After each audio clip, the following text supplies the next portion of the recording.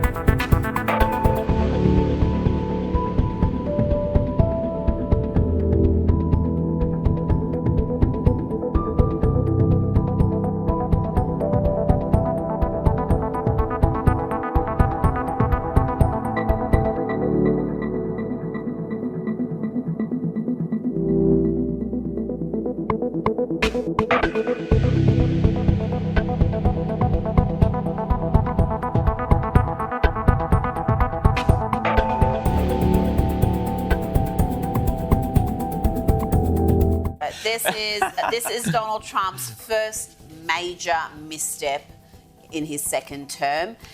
It's an issue he just doesn't really care about, let's be honest.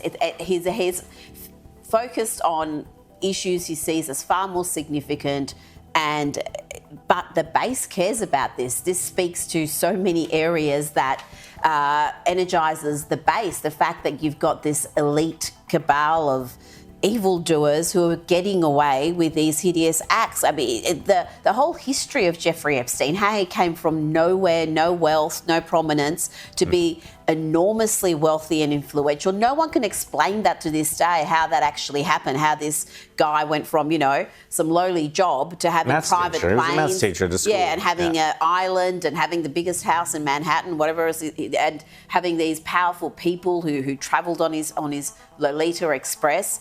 And it undermines trust in the Justice Department, in the FBI. You think we've finally got in and tried to drain the swamp, but the swamp is there and it's holding strong. I think a lot of evidence has been destroyed. They had plenty of time to destroy evidence, but whatever is there needs to be released. There's a crisis now where we've got reports of Dan Bongino and perhaps even Kash Patel, the FBI director, saying we're going to step down if the Attorney General Pam Bondi doesn't. So this is something that Trump can't ignore. He may want to focus on what he sees as bigger things, but this is not going to be forgotten. This is the number one trending thing on social media. It has been for the whole week.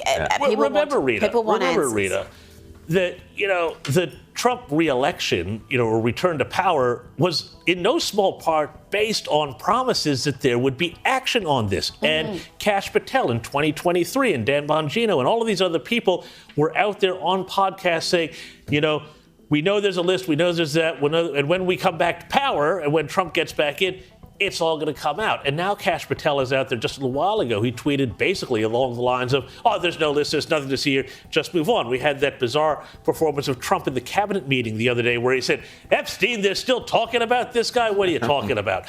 And, Trump never really talked a great deal about it. He never talked about it. He doesn't care that much about it, but the base does, and like you mentioned, the likes of Kash Patel and Bongino. And then they had that thing several months ago where those, Twitter people and blog people, came in and they gave them these Pam Bondi, bogus binders. Yeah, and that was Pam all very Bondi. weird.